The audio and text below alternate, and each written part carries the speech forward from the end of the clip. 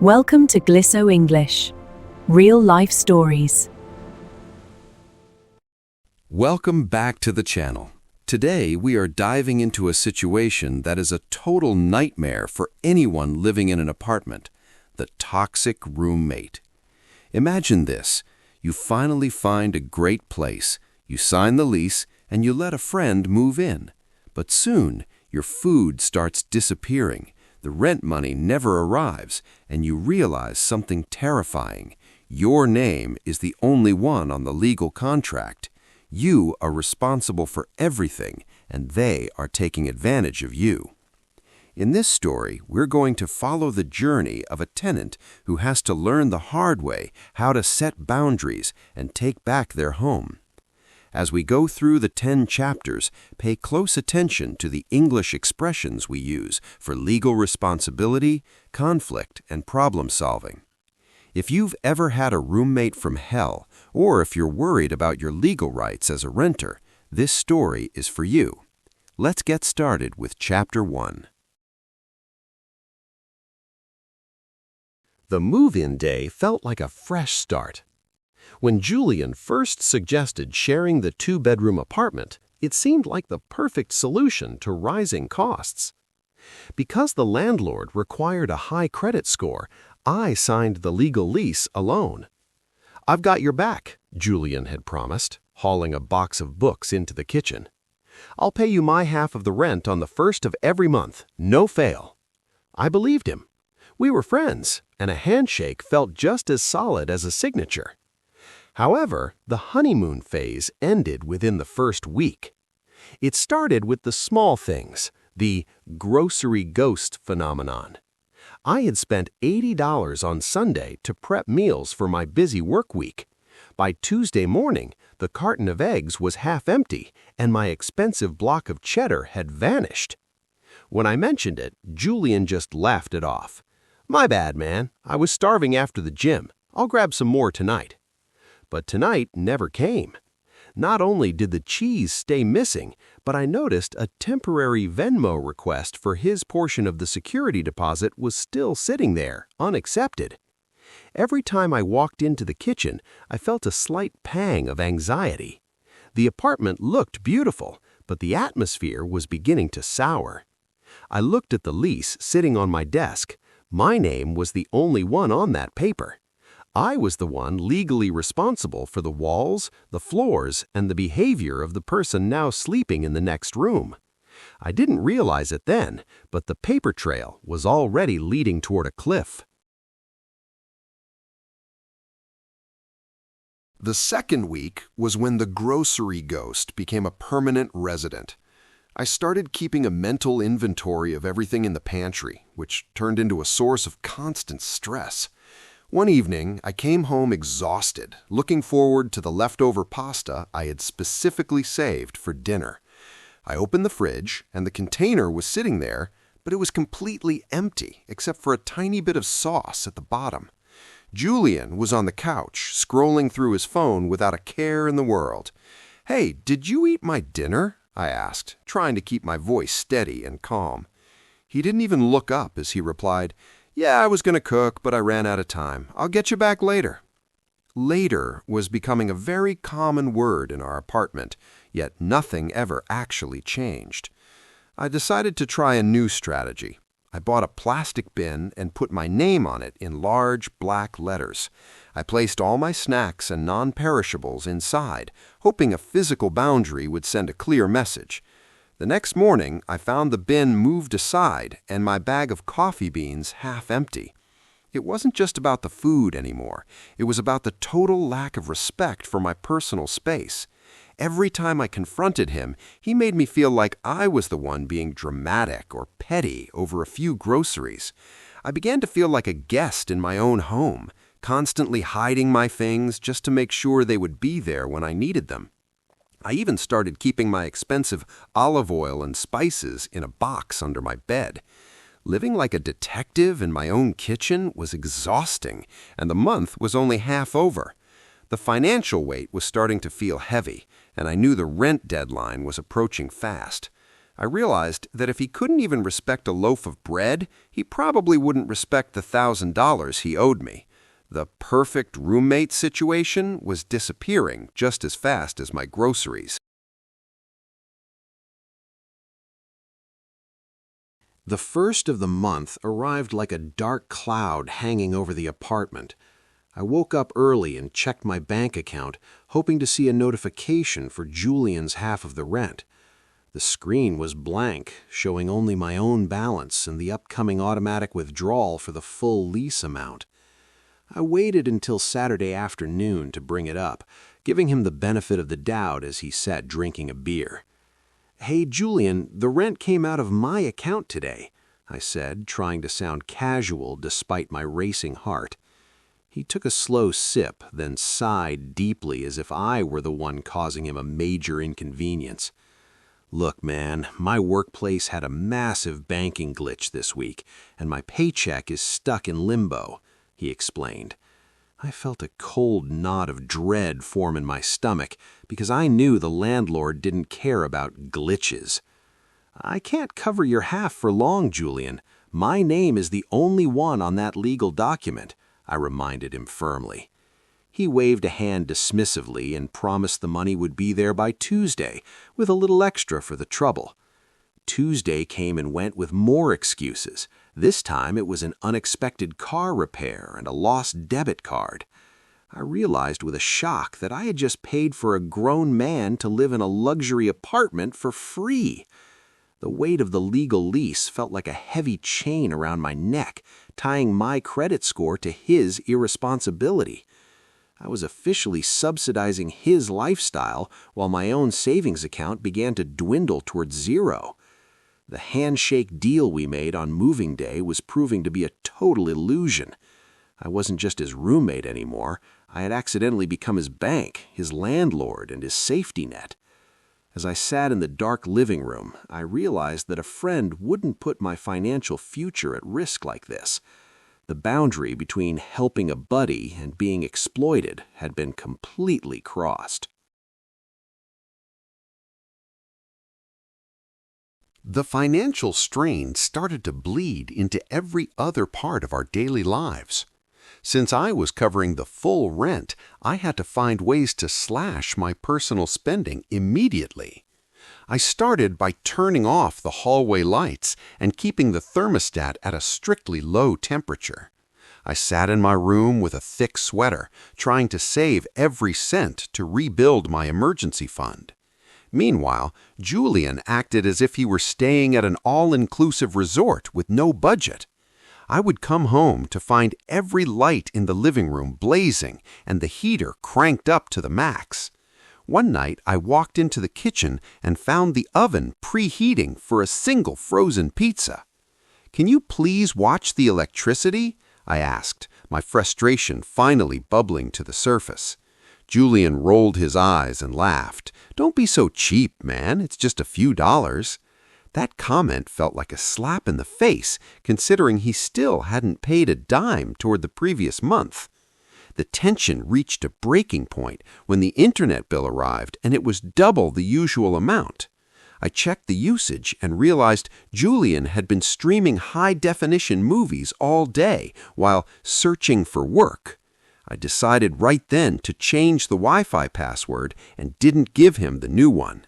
He was furious, accusing me of being petty and childish during a difficult time in his life. "If you want the password, you need to contribute to the bill," I said, my voice finally sounding firm. He slammed his bedroom door, leaving me standing in a cold, quiet, and increasingly hostile apartment. The utility freeze was a small victory, but the war over the apartment was only just beginning. I realized that as long as I kept paying for his comfort, he had absolutely no reason to leave.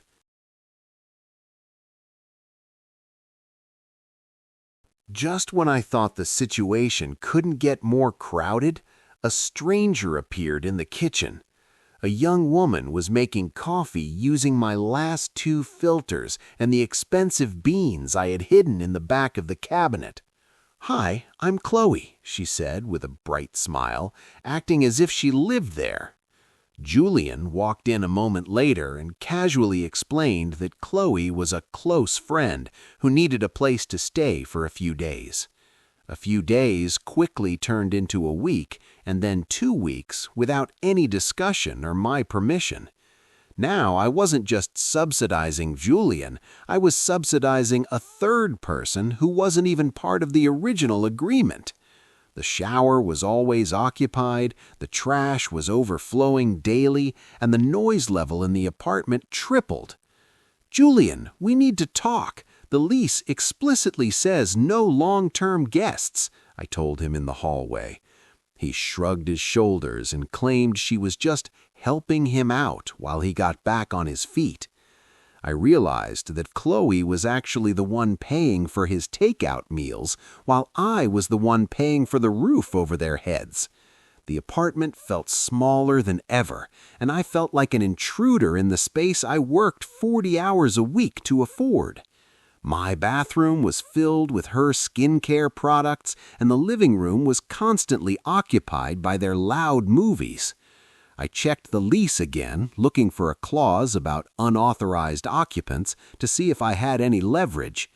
Every time I tried to set a boundary, Julian and Chloe would team up to make me feel like the crazy roommate. They were creating their own little world inside my home, and I was being pushed to the very edge of my patience.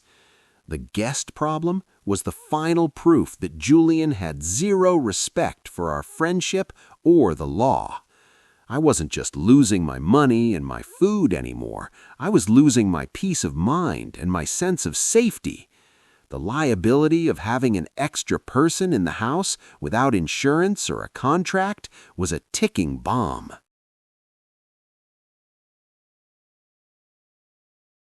The apartment became a landscape of psychological warfare and heavy silences.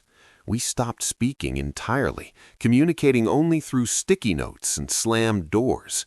I began to reclaim my territory in small, sharp ways that felt necessary for my survival. I took the light bulbs out of the shared floor lamps and moved them into my locked bedroom. I brought a small electric kettle into my room so I would never have to step into the kitchen for tea. Every time I walked through the living room, I felt their eyes on me, judging me for ruining the vibe. Julian started leaving his dirty laundry in the middle of the hallway as a silent protest. Chloe would leave the sink filled with greasy dishes, knowing I was the only one who couldn't stand the smell. I realized they were trying to ice me out of my own home, hoping I would be the one to leave. But I couldn't leave. I was the only person the landlord could sue if the rent stopped coming. I started taking photos of every mess and every broken item as evidence for the future. I stopped being the nice guy who cleaned the common areas or emptied the communal trash. The atmosphere was so thick with tension that I could feel my heart rate spike the moment I turned my key in the lock. I spent my evenings at the library or at friends' houses just to avoid the toxic energy behind my own front door. It was a strange, lonely kind of war where no words were exchanged, but every action was a weapon. I felt like a prisoner in a space I was paying thousands of dollars to maintain. Passive aggression was exhausting, and I realized that waiting for things to get better was a losing strategy. The time for subtle hints and sticky notes had passed. I needed a real way out of this nightmare. I looked at my phone and realized I had over 50 photos of their lease violations. I was done playing games, and I was finally ready to make the next move.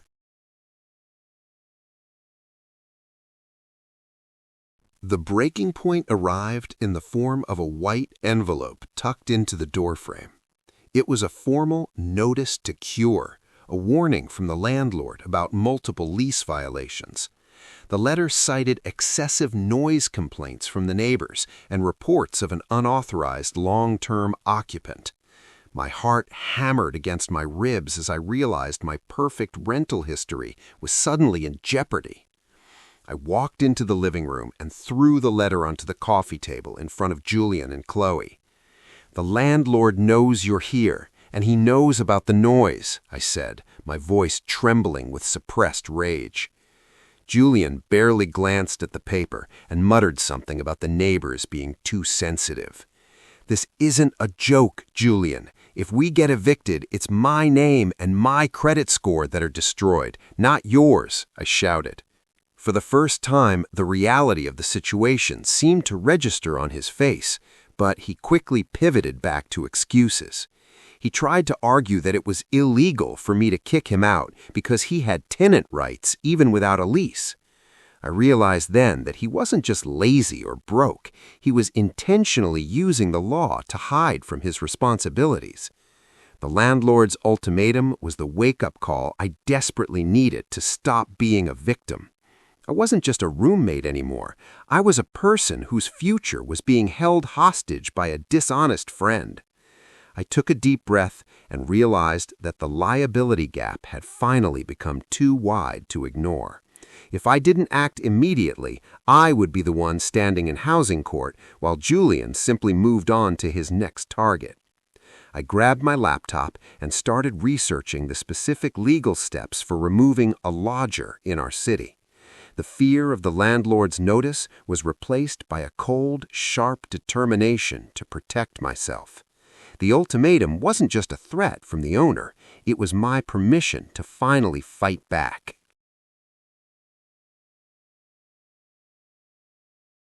I spent the next morning at a local legal aid clinic, sitting on a hard plastic chair surrounded by strangers. The lawyer I spoke with was blunt and didn't sugarcoat the reality of my situation. "Since you are the only one on the lease, you are technically Julian's landlord," she explained. She told me that in the eyes of the law, he was a lodger, which gave me some power, but also many responsibilities. I couldn't just throw his clothes on the sidewalk or change the locks while he was out.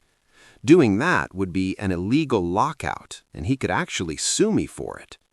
I felt a wave of frustration, realized that the law protected him, even though he was the one breaking all the rules. "You have to follow a strict process," the lawyer continued, handing me a stack of formal documents. I learned that I had to provide a written notice to quit, giving him a specific number of days to leave.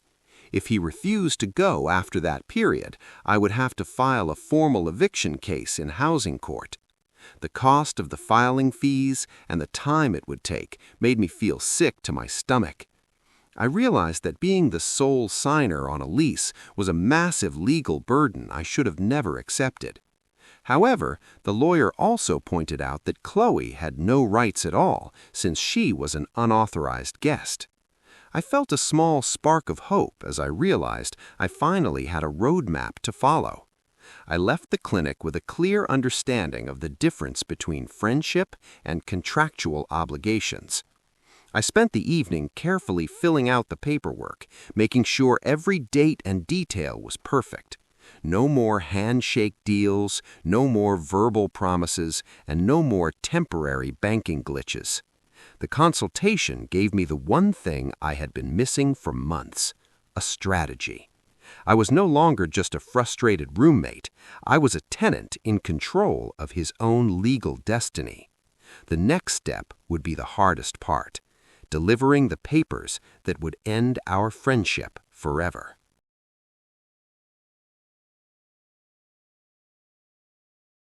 I stood in the hallway, the formal notice to quit clutched in my hand until the paper crinkled. This was the climax of the story, the moment where I finally had to stop being a nice guy and start being a protector of my own life. I found Julian in the kitchen, casually eating a bowl of cereal that I knew for a fact I had paid for. "Julian, you need to read this," I said, sliding the legal document across the counter. He glanced at the bold lettering at the top, and his face went from smug to pale in a matter of seconds. "Are you serious? You're actually trying to evict your best friend over a few months of rent?" he yelled, slamming the spoon down. "We aren't friends anymore, Julian. Friends don't steal, and friends don't put each other's financial futures at risk," I replied. Chloe walked in and immediately started recording me with her phone, screaming that I was harassing them and making them homeless. I felt a flash of panic, but I remembered the lawyer's advice. Stay calm, don't touch them, and stick to the facts. The notice gives you 30 days to vacate the premises. If you are still here on the 31st day, the sheriff will be involved, I stated. For the next week, the apartment became a battleground of guilt-tripping and woe-is-me stories from Julian's mother and mutual friends. They called me heartless and cruel, but every time I looked at my empty savings account, my resolve hardened. Julian tried one last tactic. He offered me $100, a tiny fraction of what he owed, as a show of good faith. I knew that if I accepted even $1, it might reset the legal eviction clock, so I refused to touch the money. I stayed in my room with the door locked, listening to them pack boxes and whisper through the walls. The pressure was immense, and there were moments when I almost caved just to make the screaming stop. But then I remembered the landlord's ultimatum and the weight of the lease that still bore only my name. Standing my ground was the hardest thing I had ever done, but it was the only way to save my future. The 30-day countdown was the longest month of my life, but the finish line was finally in sight.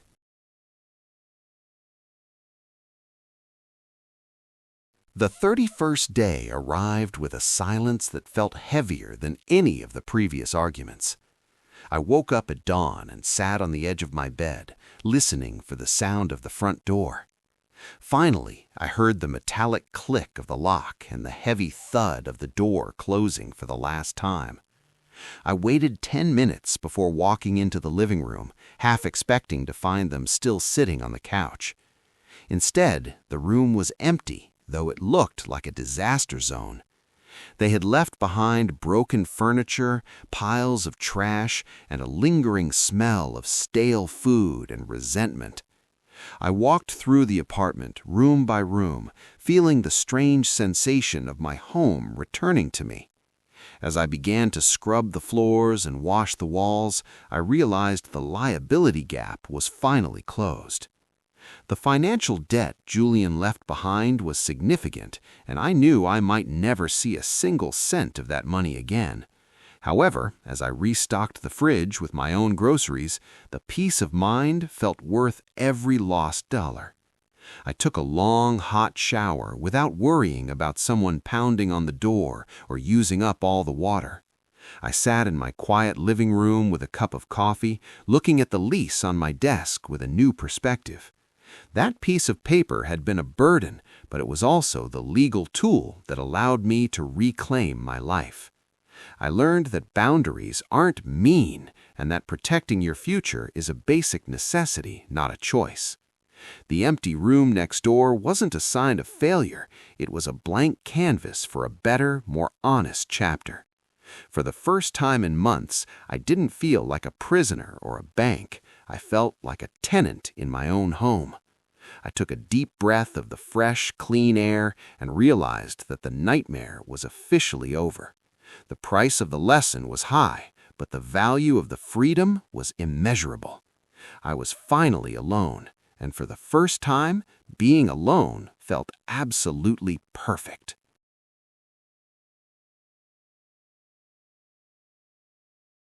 That brings us to the end of our story. It's a tough lesson, but a necessary one.